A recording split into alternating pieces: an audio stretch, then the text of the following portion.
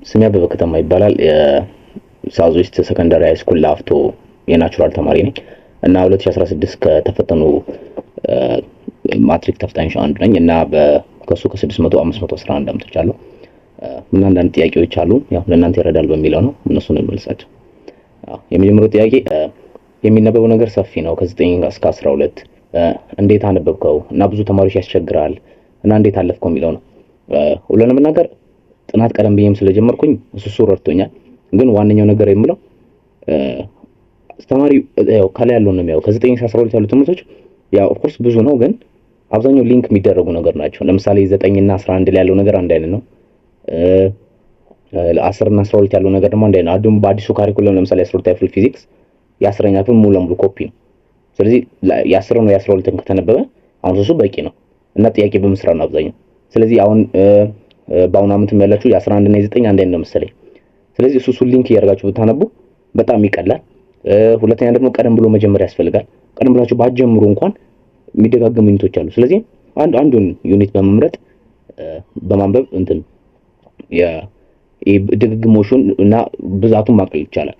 አሁን አጠቃላይ ወደ 100 ምናምን ዩኒት ነው፣ ግን እነዚህ የሚደጋገሙትን ካወጣናቸው በጣም ይቀንሳል፣ በአጭር ጊዜ እንትን ይላል ማለት ነው። ቀጣዩ ጥያቄ ብዙ ተማሪዎች ራሳቸውን ገዝቶ በወጥነት ለማጥናት ይቸግራሉ፣ አንተ እንዴት ራስህን መግዛት ቻልክ የሚለው ነው። አንደኛ ነገር ለምን እንደ አሪፍ ውጤት ማምጣት እንደምትፈልጉ ለምን እንደምትማሩ ምናምን ማሰብ ነው። የመጀመሪያ ነገር ፋሚሊ አለ፣ ፋሚሊ ማስደሰት ምናምን የሚለው ነገር አለ። ሁለተኛ ደግሞ እኔ ሞቲቬት እያደረገኝ የነበረው ነገር ባንድ በህይወት አንድ የሚመጣ እድል ነው። ስለዚህ ከተማርኩ አይቀር ገንዘብ እስከተከፈለበት አይቀር እና ደግሞ ፋሚሊ የሚፈልገው ነገር እስከሆነ ድረስ ለምን አባክኛው አልፋለሁ የሚለው ነገር ነው። ስለዚህ ላይክ እንደ ውድድር ነው። አንዴ ከገባሁበት አሸንፌ አሪፍ ውጤት የማመጣበት እድል እስካለ ድረስ ማባከን የሚባለው ነገር ብዙ አንተን አላኝ ነበር። ስለዚህ ሞቲቬት እያደረገኝ የነበረው ነገር ዝም ብዬ እንትን ከምልበት ልጠቀም የሚለው ነው እና አሪፍ ውጤት ለማመስገን ፈልግ ነበር። ስለዚህ እሱ ነገር ነው በቃ ሞቲቬት እያደረገኝ ራሴን ወጥ አድርጌ ገዝቼ አላም ዲስትራክት የሚያደርጉ ነገሮችን በመተው አሪፍ ውጤት እንዳመጣ ያደርገኝ ማለት ነው። ቀጣዩ ጥያቄ ጊዜህን እንዴት ነው የምትጠቀመው? ለተማሪዎችስ ምን ትመክራለህ? ተዘናግተህ ምናምን ታውቃለህ? ያኔስ ምን አደረግክ የሚለው ነው። ጊዜን እንትን የምለው በፕሮግራም አለኝ፣ በፕሮግራም ነው እንትን የምለው እና ለተማሪዎች የምመክረው ነገር ምንድነው ያው ልክ እንዳልኳችሁ በቃ ለምን እንደምታረጉት ነገር ማሳካት የምትፈልጉት ነገር እስከሆነ ድረስ ጊዜ ማባከን አያስፈልግም። ስለዚህ በስነ ስርዓት እቅድ በማውጣት በመዘጋጀት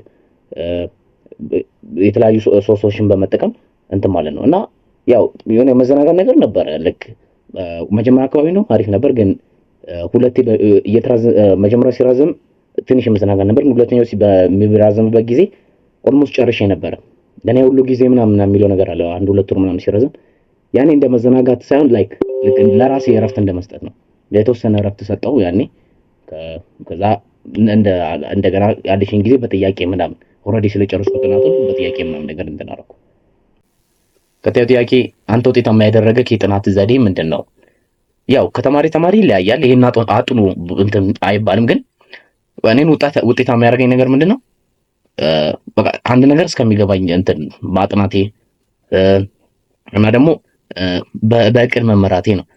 አብዛኛው ጊዜ ሳነብ ነው ጮክ ብዬ አነባለሁ። ላይክ ጮክ ብዬ በማነብበት ጊዜ አንድ ሳነበው እንትን አለ፣ ጮክ ብዬ ደግሞ በምደግምበት ጊዜ ለራሴ ሪኮል እንደማድረግ ነው። ስለዚህ ቶሎ እንዳረሰው ይረዳኛል።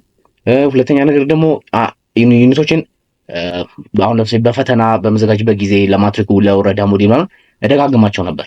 ስለዚህ አንዱ ነገር ሲደጋገም እንዳይረሳ ያደርጋል። ለምሳሌ ባዮ ትምህርት ለኔ እንደ ሽምደዳ ነገር ስለሆነ የሚያስቸግረኝ ነገር ነበር፣ ግን እሱን ደጋግሜ በማንበቤ አሪፍ እንዲሆን አድርጓል። ስለዚህ የጥናት ዘዴ እናንተ የሚመቻችሁን የለመዳችሁትን አድርጉ። ግን ዋናው ነገር እንዴት ነው ጊዜ ሰጥቶ በደንብ ተዘጋጅቶ በፕሮግራም የሚያስቸግር ትምህርትን ጊዜ በመስጠት ጥያቄ አደጋግሞ በመስራት ሊሰራ ይችላል ማለት ነው። ለማትሪክ ምን ያህል ጊዜ ተዘጋጅተሃል? ለማትሪክ መዘጋጀት የጀመርኩት ልክ 11 ጨርሼ ወደ 12 በመገባው ያን በመሃል ያለው ክረምት ላይ ያኔ ነው የጀመርኩት። እንደውም የክረምት ትምህርት ነበር፣ እሱን ትቼ ምናምን ነገር ነበር የጀመርኩት። ልክ ያኔ ጀመርኩ። ሁለት ወር እረፍት ነበረ። በሁለት ወር እረፍት ጀመርኩ። እንትን አግኝቼ ነበረ የ12 አዲስ ካሪኩለም የ11 ደግሞ የድሮ ስለነበረ ሊንክ ያደረገ እንትን ነበረ የሆነ ፒዲኤፍ ሊንክ ያደርጉ ማጥ ነበር።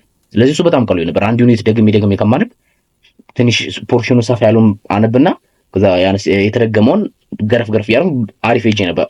ኦልሞስት አብዛኛውን ጨርሼ ባዮና ፊዚክስ የተወሰነ ፓርት ነበር የሚቀረኝ። እንደዛ አድርጌ ጨረስኩ። ግን ያው የእረፍት ሰዓትም ስለነበረ አላ ኦቨርኦል ለማወቅ ነበር እንትን ያልኩት። ከዛ 12 ከገባን በኋላ ከኖርማሉ ጋር እቅድ አውጥቼ ላይክ የ4 ሳምንት ወይ የ5 ሳምንት እቅድ ይኖረኛል። እሱን እያረኩኝ ግን አብዛኛው ጊዜ የሳምንት ነው። ከዛ በኋላ ያው የሚሻሻል ነገር ካለ አደርጋለሁ። እነዛ እያረኩኝ እቅድ አወጣለሁ። ከዛ እሱ ነው እስከ 12 መጨረሻ ያነበብኩት ማለት ነው። ለማለት አንድ ኦልሞስት አንድ አመት ያነበብኩት እና ከጥያቄው የነበረ ነገር መጨረሻ ላይ እንዴት ከለስከው ነው። ለኔ ክለሳ ያደረኩት ጥያቄ በመስራት ነው። እንዴት ነው ያደረኩት? ልክ እንዳልኩት 11 ያፍል ከክረምቱ ጀምሮ እስከ ማትሪክ ከመድረሱ እስከ 2 ወር በፊት ድረስ ያለውን በጥናት ያደርጉ። ግን ጥናት ስል ጥናቶች አይደለም። ለምሳሌ አንድ ዩኒት ካነበብኩ በኋላ ኢትዮ ማትሪክ ለምሳሌ አፕሊኬሽን ሌላ የድሮ የዜባ ምናምን ጥያቄዎችን ፈላልጌ ልክ ለምሳሌ የፊዚክስ ለምሳሌ የሆነ የሶስት ያፍል ዩኒቷን ካነበብኩኝ ከዚህ በፊት የማትሪክ የወጡበትን ያንቺኛውን ዩኒት ሄጄ እዛ ይሰራሉ። እንደዛ አደርግ ነበር። ከዛ ግን ልክ ማትሪክ ከመድረሱ 2 ወር በፊት ሙሉ ለሙሉ ጥናት ጨርሱኝ ሙሉ ለሙሉ ፉል ታይም እንትን ወደ ጥያቄ መስራት ገባው ማለት ነው። ያኔ ብዙ ጥያቄዎችን ሰርቻለሁ። በኋላ ወደ ጥያቄ መጣበታል። የተጠቀምኩ ብዙ ሶርሶች አሉ። ከሱ አድርጌ ብዙ ጥያቄ ሰርቻለሁ እና እሱን እንደ ሪቪዥን አየዋለሁ ማለት ነው። ስልክና ሌሎች የሚያዝናኑ ነገሮች እንዴት ተቆጣጠርክ? እነዚህ ስልክና ሌሎች እንደዚህ ኢንተርቴንመንት የምናደርግባቸው ነገሮች በጣም ያዘናጋሉ። እሱን እንትን ያልኩት ያው ልክ እንዳልኩት ነው። በቃ ስለ አሪፍ ውጤት ማምጣት እንዳለብኝ አውቃለሁ። ለዛ ብዬ ያው ኦልሞስት ትቼው ነበረ። ያው አንዳንዴ ያስፈልጋል የሆነ ቴንሽን ምናምን ሲበዛ ስትረስ ምናምን ሲሆን የተወሰነ ለራስ ረፍት መስጠትም ያስፈልጋል። ግን አብዛኛው ጊዜ በቃ ትቼው ነበረ። ታይመር አስቀምጥ ነበር ስልኬ ላይ። ፕላስ ደግሞ አብዛኛው ሰርች እንትን አልጎሪዝሙ እንዴት ነው ሰርች የምታደርጉት ነገር የሚወጣ አብዛኛው ጎግል ላይ ዩቲዩብ ላይ ሰርች የማደርጋቸው ስለሆነ ቲክቶክን ብገባ የሚያመጣልኝ የሆነ ስለ ትምህርት ምናምን ነገር ነው። ስለዚህ ያው እረፍት ለማድረግ ለትምህርት ብዬ ስለማድረገው ለሶስቱ ነገር እንድተው አድርጎኛል። ያው አብዛኛው ሰርች የምታደርጉት ነገር ይደግመዋል እዛ ላይ አብዛኛው ቲክቶክም ዩቲዩብም ምናምን ነገር። ስለዚህ በዛ ነገር ትችዋለሁ ማለት ነው። ፈተና ላይ ምን አይነት ዘዴዎችን ተጠቀምክ? የመጀመሪያው ነገር ጸሎት ነው። ጸሎት አድርጌ ነው የጀመርኩት። ከዛ በኋላ ምንድነው ነገር አንድ ያስተዋልኩት ነገር አለ። አሁን ፊዚክስ ላይ ምናምን ነገር አብዛኛው ጥያቄ የሚሻወደው ተማሪ ጥያቄ ላይ አሁን የሆነ ምክንያት የሌለው ነገር ዝም ብሎ የገባ ቃል የሚመስለን ነገር አለ። እሱ አሁን ያለ ምክንያት አይገባም። በቃ የሆነ ትርጉም ቢኖረው ነው እና አብዛኛው ያቺ ቃል ደግሞ ትሸውዳለች። ስለዚህ እሱ ነገር ስላወቅኩኝ በደንብ ትኩረት በመስጠት ጥያቄውን እየተነተንኩ ነበር ስሰራ ነበር እያንዳንዱ ትምህርት። ስለዚህ አንድ 3-4 ነገር ቢኖረው አንዱን አረፍተ ነገር በትኜ እንደዚህ ያደርጋሉ ጊቭን እያወጣሁ ምናምን ነገር። ስለዚህ ፈተና ላይ ጥያቄውን በትኜ በቃ ሙሉ ሰዓቴን በመጠቀም በኋላ 1 ደቂቃ ወይ 30 ሰከንድ ምናምን ሲቀር ነበር ሰሚት ራሱ አደረገ ነበር። በደንብ ተንትዬ በደንብ አድርጌ ደብል ቼክ ምናምን ነገር እያደረኩ ነበር ስሰራ የነበረው ማለት ነው። ምን አይነት መጽሐፍትና አጋዥ ድረገጽ አፕ እንዲሁም ዩቲዩብ ቻናሎችን ሪኮመንድ ታደርጋለህ? በጣም ብዙ ናቸው፣ ግን ዋናዎቹ ለምሳሌ ከአፕሊኬሽኑ ብንጀምር ኢትዮ ማትሪክ በየዩኒቱ ከፋፍሎ በየአመቱ እና ከነ ኤክስፕላኔሽኑ ስለሚያደርግ ላይክ እንደውም ሪቪዥን ያልኩበት ጊዜ ጥያቄ መስራት ሲጀምር ከዛ ነው የጀምረው። ሌላኛው ደግሞ ብዙ ዌብሳይቶች ተጠቅሜያለሁ። ዌብሳይቶች እንኳን ስማቸውን አሁን እንትን አይደለም፣ ግን ኖርማል ሰርች ሳደርግ የሚመጡ ሊንኮች አሉ ምናምን ነገር እዛ ላይ ስገባ ራሱ እንትን ሊድ ያደርገኛል። እዛ ያደርጋሉ። ዋናው በዋነኝነት የተጠቀምኩት ዩቲዩብ ቻናል ነው። እንደውም በአሁን አዲስ ካሪኩለም ስለነበር መጽሐፍም ቶሎ አልተለቀቀም ነበር። ስለዚህ ከፒዲኤፍ ማምደም ብዙ ስለማይመቸኝ ምንድነው ዩቲዩብ ቻናሎች ይጠቀም ነበር እንትን ስለ ነበር ማለት ነው። ስለዚህ እነሱ ረድተውኛል። መጽሐፍ እንደ አጋዥነት የተጠቀምኩት ኤክስትሪምን ተጠቅሜያለሁ። ኤክስትሪም ነው በዋነኝነት የተጠቀምኩት እና አንዳንዴ ላይብረሪ ይገባው አሉ የተለያዩ ስፒድ ምናምን ነገር እነዚህ ስፒድ አጋዥ መጽሐፍ ምናምን ነገሮች ተጠቅሜያለሁ። በቃ ኤቭሪ ሶርስ መጠቀም ነው። አንዱ የሚኖረው አንዱ አይኖረው እና ሁሉም ይጠቅሙ ናቸው። ስለዚህ ከብዙ የተለያዩ ሶርሶች ተጠቅሜያለሁ ማለት ነው። ለማትሪክ ተፈታኞች ምን ትመክራለህ? ብዙ መውደቃቸውን ተስፋ ላስቆርጣቸው እንዲሁም ላስጨነቃቸው በአጠቃላይ ለሁሉም አይነት ተማሪ ማትሪክ ምንድነው ያው የፈተና ቀላል የለውም፣ ግን ያጠና ያልፋል። ምንም ይሄ እንትን የሚለው ነገር የለም። ግን አንድ ማርክ ወሳኝ ናት ብሎ ማሰብ ነው። ላይክ አሁን ወርቃለሁ ብሎ የሚያስብ ተማሪ እንኳን አንድ አመት እንደማላቸው 2017 ተፈታኞች 4 ወር ቀርቷቸው ይጀምሩ አሉ። ከዛ አሪፍ ውጤት ያመጡም አሉ። ኢቭን 400 ቤት ምናምን ማለት ነው። ስለዚህ ዋናው ነገር የሚያስፈልገው ምንድነው ያው አሁን ጊዜ ያላችሁ በደንብ እያንዳንዱን ዲቴል ማንበብ ትችላላችሁ። ግን ቆይታችሁ ከጀመራችሁ ምናምን ነገር ምንድን ማድረግ ያለባችሁ አሁን የሚደጋገሙ ዩኒት እንዳልኳቸው እነሱን መለየት መጀመሪያ። ስለዚህ እየደጋገሙ ከማንበብ ኮንሰፕቱን መያዝ፣ አጠር ያለ ዩቲዩብ ማየት፣ ኮንሰፕቱን ነገር እነሱን ነገር ማየት። ስለዚህ ጊዜ መቼስ ሳያደርጉ ከመውደቅ የተወሰነ ሞክሮ መውደቅ ይሻላል። ስለዚህ ጊዜያችሁን ተጠቀሙ። ደግሞ ማትሪክ እንደሚወሩ አይደለም፣ ይቀላል እንትን ላይ ስትሉ ያው ልፋት አለው። በጣም ከፍተኛ ማምጣት የሚፈልግ ተማሪ መልፋት አለበት። ግን ውጤቱን ለማስመዝገብ ለማለፍ የሚለው ነገር ካለ የተወሰነ ጥናት በቂ ነው። እና ደግሞ በጣም የሚያስቸግራችሁን ትምህርት አሁን ከደረሰ በኋላ ጊዜ ከማቃጠል አሪፍ ሆናችሁበት በደንብ እንትን ማለት ነው። እሱ ጊዜ እንዳታቃጥሉ ምናምን ይረዳችኋል ማለት ነው። ሌላኛው ደግሞ እያንዳንዱ ትምህርት እንዴት አድርገን እናጥና፣ የሚከብዳችሁ ምናምን አለ ወይ? እንዴት አድርገን እያንዳንዱ ትምህርት በምን አይነት አጠናን ዘዴ እናንብብ ነው። ለምሳሌ ከማትስ ብንጀምር ማትስ ያው ጥያቄ በመደጋገም ነው የሚመጣው እና እንዳልኳችሁ ያው የተለያዩ ዩቲዩቦችን እንጠቀም ነበር። የውጭዎችን ላይክ እንደ ኦርጋኒክ ኬሚስትሪ እነዚህ ያሉትን በጣም እንጠቀም ነበር እና እነሱ ላይ ምንድን ነው የሚያደርጉት አጠር ባለ ቪዲዮ ነው የሚያስረዱት ምናምን ነገር። እና ሌላኛው ደግሞ የረዳኝ ነገር ብዬ ማስበው ፎርሙላ አልሸመድድም አመጣጡን ድራይቭ ማድረጉን በተለይ ፊዚክስ ላይ እንዴት ድራይቭ አድርጌ ማምጣት እንዳለብኝ ነው ጊዜ ስለነበረኝም ሳጠና የነበረው። ስለዚህ አሁን ምንድነው ፊዚክስ ጥያቄ ለአብዛኛው ደግሞ የሚወርቅበት ምንድነው አሁን ለምሳሌ ፊዚክስ ፈተናችንን በታዩት ለምሳሌ መጽሐፉን ከ9 እስከ 12 ያነበበና እዛ ፈተናውን ያየ ሰው ከመጽሐፍ የመጣ አይደለም ምናምን ሊል ይችላል። ምክንያቱም ምንድነው አሁን እሱ የሚጠይቀን ምንድነው ምን አንበባችኋል ምናምን የሚለው ሳይሆን እንዴት ተረድታችሁታል ነው። ለምሳሌ ጭራሽ የማይገናኙ ዩኒቶች ለምሳሌ 9 ላይ የሆነ ያለው ዩኒት እና 12 ላይ ያለው ዩኒት ላይ ለብቻ የሚመጣ ይመስለናል። ግን ሁለቱን አዋህዶ የሆነ የሚጠይቅበት መንገድ አለ። ስለዚህ እሱ እንዴት ነው የምናደርገው ስንል ዋና ሀሳቡ መረዳት ነው። ስለዚህ ኮንሰፕቱ ካለ እንዴት ፎርሙላውን ድራይቭ እንደምናደርግ ካለ ሁለቱን ኮምባይን አድርገን መስራት አይከብደንም ማለት ነው። ስለዚህ ኮንሰፕት መያዝ ያልገባን ነገር አሁን አንዳንዴ አንድ ፔጅ ላይ 30 ደቂቃ ላጠፋ ይችላል። ስለዚህ እንዴት ድራይቭ ማድረግ ይችላል ዋና ኮንሰፕቱ ምን ሊነግረኝ ፈልጎ ነው ምናምን። ደግሞ ፊዚክስ ዋና ካልኩሌሽን ቀርቷል እና ላይክ ትንሽ ነው ያለው፣ ግን አብዛኛው ኮንሰፕት ቤዝድ የሆነ ነው። ስለዚህ አጠናኑ እንደዛ ቢሆን ባላለው እና ወደ ማትስ ስንመለስ ማትስ ላይም ልክ እንደዛ ነው አሉ ፎርሙላዎች ጥያቄ በመደጋገም ነው። እንግሊሽ እና ኤስኤቲ ጥያቄ በመስራት ነው። የባለፈው ዓመቶችን ምናምን በመስራት አሪፍ ውጤት ይመጣል። ኬሚስትሪ የሚነበብ ትምህርት ነው። መጽሐፉን ያነበበ ሰው ሊሰራው ይችላል። እንደውም ብዙም አጋዥ ራሱ አልጠቀምም ለኬሚስትሪ መጽሐፉ በቂ ነው። ላይክ መጽሐፉን አነባለሁ ከዛ የሚሰጠንን ከዚህ በፊት የነበሩ የማትሪክ ጥያቄዎችን የትምህርት ሞዴሎች እነዚህ ከተሰራ ኬሚስትሪ የሚሰራ ትምህርት ነው። ከዛ ደግሞ አስተማሪ ለመጠየቅ አትፍሩ። እሱን ነገር አድርጉ እና ከአስተማሪ ጋር አሪፍ ኮኔክሽን መኖር ራሱ ለሱ ይጠቅማል። ላይክ የተለያዩ ሶርስ ይሰጧቸዋል ምናምን ነገር እና ሌላኛው ባዮ የናቹራል ውስጥ ያለ የሶሻል ትምህርት ነው የምለው። ምክንያቱም ሸምደዳ ነገር ነው እና እኔ ሸምደዳ ላይ ብዙም ጎበዝ አልነበርኩም፣ ግን በጣም እንደውም ከሌሎች ትምህርት ብዙ የደጋገምኩት እሱን ነው። ላይክ ስለምረሳው ቶሎ እና ወደ መጨረሻ ሳንብ ያደረኩት እሱን ነው። ስለዚህ ባዮ የሚያስቸግራቸው ተማሪዎች ያው መደጋገም ነው፣ ጥያቄ መስራት እና ደግሞ ላይክ ቪዥዋላይዝ ማድረግ ነው። አንዳንድ ለምሳሌ 9ኛ ክፍል ስለ ህርት በአዲሱ ላይ እኔ ግን በድሮ ካሪኩለም ስታይ ስለ ህርት አለ። አሁን ለምሳሌ እሱ አሁን የሚጠይቀው ጥያቄ ይሄ ምንድነው ምናምን ብሎ ሳይሆን አሁን ለምሳሌ ብለድ ኬት ሄዶ ምናምን እንደዚህ ቢሄድ ለምሳሌ ሰም ፓርት ከት ቢደረግ የቱ ጋር ነው መጀመሪያ አፌክት የሚደረገው ምናምን እሱ አሁን ቪዥዋላይዝ ነው የሚደረገው። እሱ ምንም መጽሐፉን ብቻ ማንበብ ሳይሆን ዩቲዩብ ማየት ምናምን ነገር የሚለው እሱ ይረዳል ማለት ነው።